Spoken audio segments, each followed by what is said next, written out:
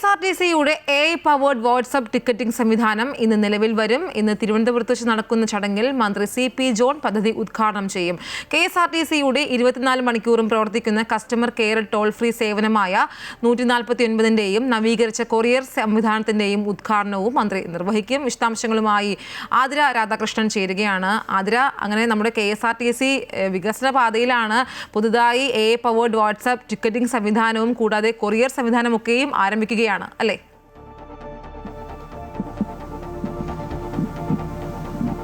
ഐശ്വര്യ, തീർച്ചയായിട്ടും ഈ KSRTCയുടെ സേവനങ്ങൾ കൂടുതൽ ഡിജിറ്റൽ സൗഹൃദമാക്കുക എന്ന ലക്ഷ്യത്തോടു കൂടിയാണ് ഇപ്പോൾ ടിക്കറ്റ് സംവിധാനങ്ങൾ വാട്സാപ്പ് വഴി ലഭ്യമാക്കാനുള്ളൊരു തീരുമാനത്തിലേക്ക്, അല്ലെങ്കിൽ അത്തരത്തിലൊരു പ്ലാറ്റ്ഫോം KSRTC ഏതായാലും നിർമ്മിച്ചിരിക്കുന്നത്. അതുകൊണ്ട് തന്നെ ഈ വാട്സാപ്പ് വഴി സാധാരണക്കാർക്ക് ഉൾപ്പെടെ വളരെ എളുപ്പത്തിൽ ടിക്കറ്റ് ബുക്ക് ചെയ്യാൻ സാധിക്കും. നമ്മൾ എവിടെ നിന്നാണോ കയറുന്നത് ആ സ്ഥലവും അതുപോലെ തന്നെ ലക്ഷ്യസ്ഥാനവും സമയവും തിരഞ്ഞെടുത്തുകൊണ്ട് വാട്സാപ്പ് വഴി ഇത്തരത്തിൽ ടിക്കറ്റ് ബുക്ക് ചെയ്യാൻ സാധിക്കുമെന്നുള്ളതാണ്. പ്രധാനമായിട്ടും ഇംഗ്ലീഷ്, മലയാളം എന്നീ ഭാഷകളിലാണ് ഈ പ്ലാറ്റ്ഫോം തയ്യാറാക്കിയിട്ടുള്ളത്. അതുകൂടാതെ തന്നെ മംഗ്ലീഷ് ഭാഷയും നമുക്കിതിൽ ഉപയോഗിക്കാൻ സാധിക്കുമെന്നുള്ളതാണ് മറ്റൊരു പ്രത്യേകത. ഈ AI അധിഷ്ഠിതമായിട്ടുള്ളൊരു പ്ലാറ്റ്ഫോമാണ്. അത് വെച്ചുകൊണ്ടാണ് ഇത്തരത്തിൽ ഈ ടിക്കറ്റിംഗ് സംവിധാനമെല്ലാം നിലവിൽ ഒരുക്കിയിട്ടുള്ളത്. ഈ മെട്രോ റെയിലിന്റെ മാതൃകയിലാണ് ഈ ടിക്കറ്റിംഗ് സംവിധാനം നിലവിൽ ഏതായാലും ആരംഭിച്ചിട്ടുള്ളത്. ഇന്ന് തിരുവനന്തപുരത്ത് 11 മണിയോടുകൂടിയാണ് ഉദ്ഘാടന ചടങ്ങ് ഉണ്ടാകുക. ഈ ഉദ്ഘാടന ചടങ്ങിൽ ഗതാഗത മന്ത്രി ഉൾപ്പെടെയുള്ള പ്രമുഖർ ഉദ്ഘാടന ചടങ്ങിൽ പങ്കെടുക്കുന്നുണ്ട്. അതുകൂടാതെ തന്നെ കൊറിയർ സംവിധാനത്തിന്റെ കഴിഞ്ഞ ദിവസമാണ്